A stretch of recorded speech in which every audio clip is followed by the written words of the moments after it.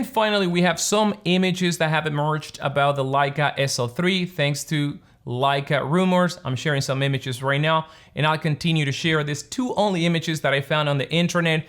But also I'm going to be reading the specs that Leica rumor has posted on the site. So the first one is one that we have actually debated in the past year in the channel.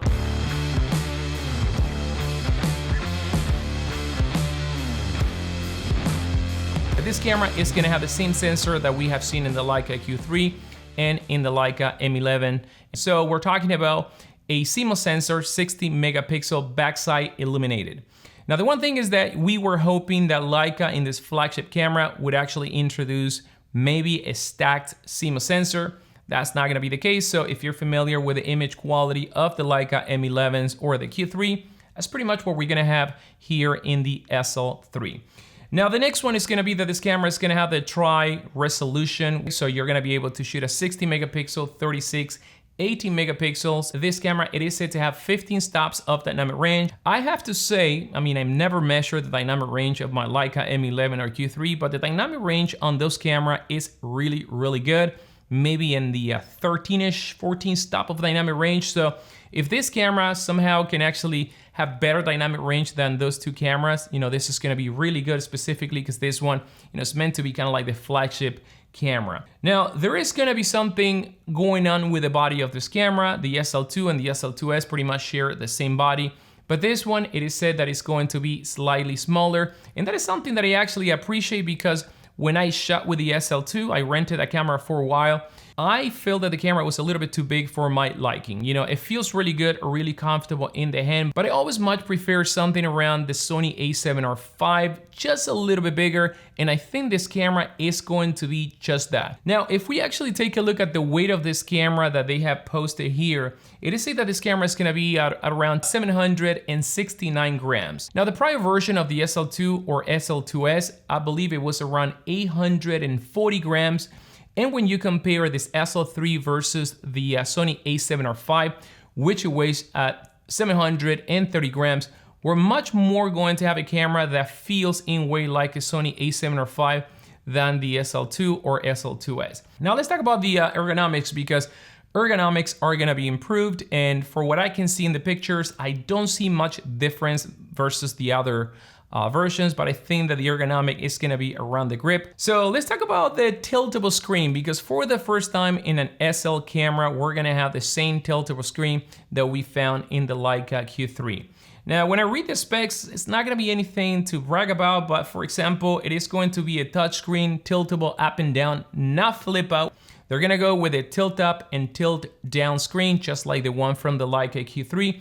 And the resolution is going to be just 2.3 million dots of resolution. Not bad, but nothing extraordinary neither, but pretty good just to preview your composition there.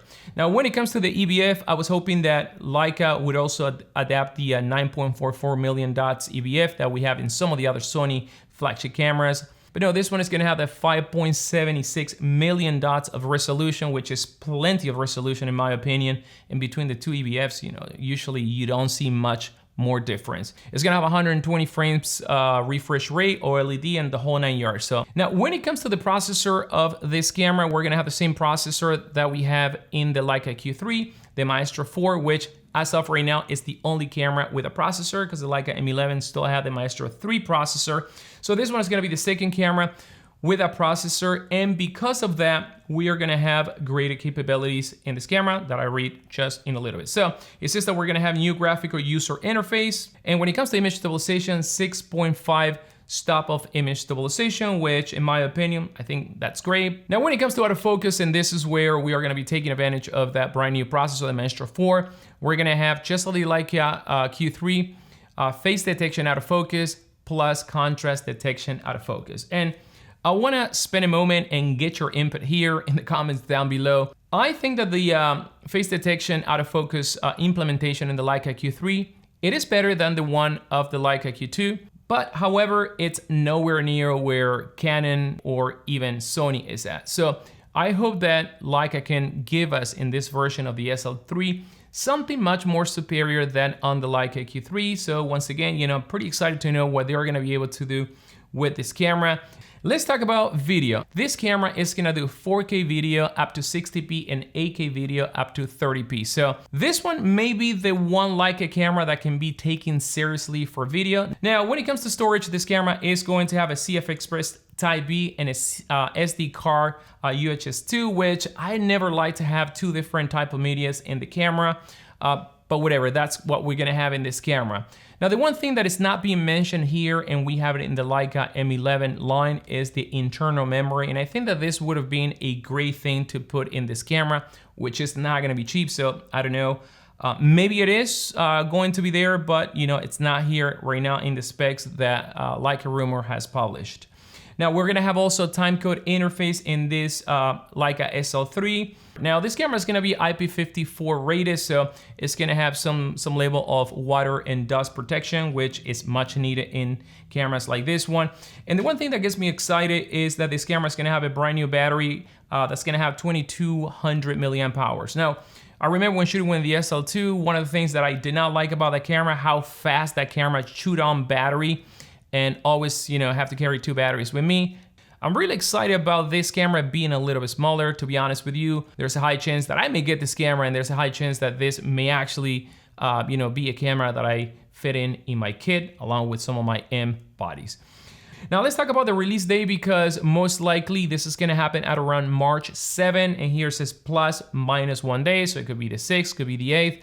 Another thing that this camera is gonna have, which is great, and it carries on the legacy of the Leica M11P, is that we are gonna have content authentication initiative, which pretty much allows you to record a digital signature as you being the creator. I have it in my Leica M11P. I love that. So this one is gonna be the second camera with that feature. And we have to talk about the price. And the price of this camera is said that it's going to be less than $8,000 or slightly under $8,000. And based on how Leica has priced the SL2 and prior M bodies, you know, that price difference, it is safe to say that this camera may be at around $7,800, $7,999. Now, this article says that this camera may actually cost $6,800, but I don't think that happening, and I wish that I'm wrong, because I would much rather pay less money, and $6,800 is still a lot of money for a camera, but when you compare it with the Leica M11, you know, those cameras are around almost $9,000. So I'm being very excited about this camera, because there were a lot of things of the SL2 and SL2S body that kind of like never appealed to me. I felt that camera was a little bit slow, like I mentioned before. Autofocus was nowhere near where some of my Sony cameras or Canons are at. And also I felt the battery life was, you know, poor, if you ask me. 60 megapixel, plenty of resolution to crop.